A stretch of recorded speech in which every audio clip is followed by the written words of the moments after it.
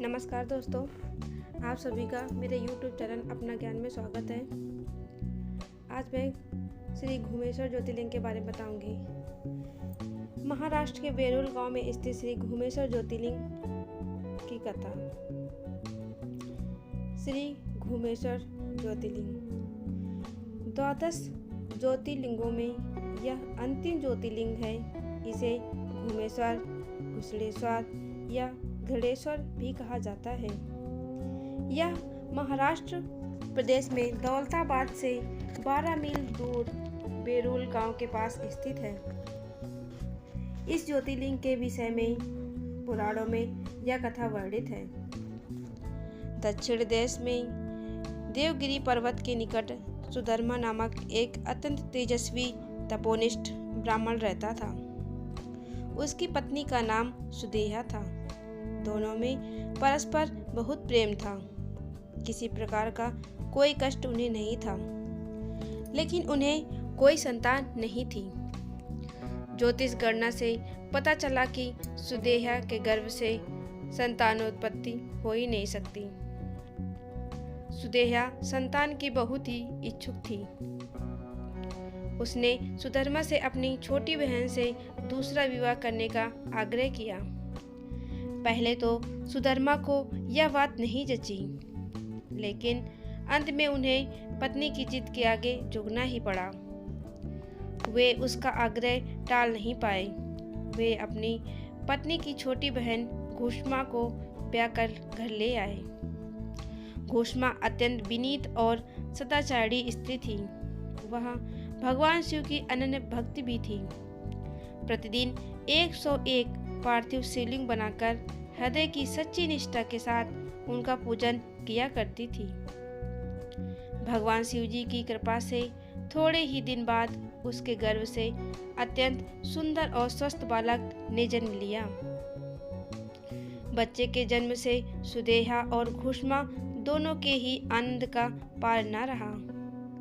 दोनों के दिन बड़े आराम से बीत रहे थे, लेकिन न जाने कैसे थोड़े ही दिनों बाद सुदेहा के मन में एक कुविचार ने जन्म ले लिया।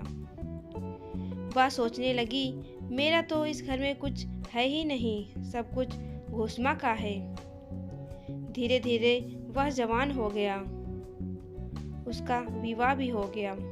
अंततः एक दिन उसने घुष्मा के युवा पुत्र को रात में सोते समय मार डाला और उसके शव को ले जाकर उसने उसी तालाब में फेंक दिया जिसमें घुष्मा प्रतिदिन पार्थिव शिवलिंगों को फेंका करती थी। सुबह होते ही सबको इस बात का पता लगा। पूरे गांव में कोहराम मच गया। सुधर्मा और उसकी पुत्र वधू दोनों सिर पीट पीट कर फूट फूट कर रोने लगी। लेकिन घुष्मा नित्य की भांति भगवान शिव की आराधना में तल्लीन रही, जैसे कुछ हुआ ही न हो। पूजा समाप्त करने के बाद वह पार्थिव शिवलिंगों को तालाब में छोड़ने के लिए चल पड़ी। जब वह तालाब से लौटने लगी, उसी समय उसका प्यारा लाल तालाब के भीतर से निकलकर आता हुआ दिखलाई पड़ा। वह सदा की भांति आकर घुष्मा के चरणों पर गिर पड़ा, जैसे कहीं आसपास से ही घूमकर आ रहा हो। उसी समय भगवान शिव भी वहां प्रकट होकर घुष्मा से वर मांगने को कहने लगे। वह सुदेहा की घिनौनी हरकत से अत्यंत क्रुद्ध हो उठे थे। अपने त्रिशूल द्वारा उसका गला काटने को उद्यत दिखाई दे रहे थे। घुष्मा ने हाथ जोड़कर भगवान शिव से कहा, प्रभु, यदि आप मुझ पर प्रसन्न है तो मेरी उस अभागिन बहन को क्षमा कर दें।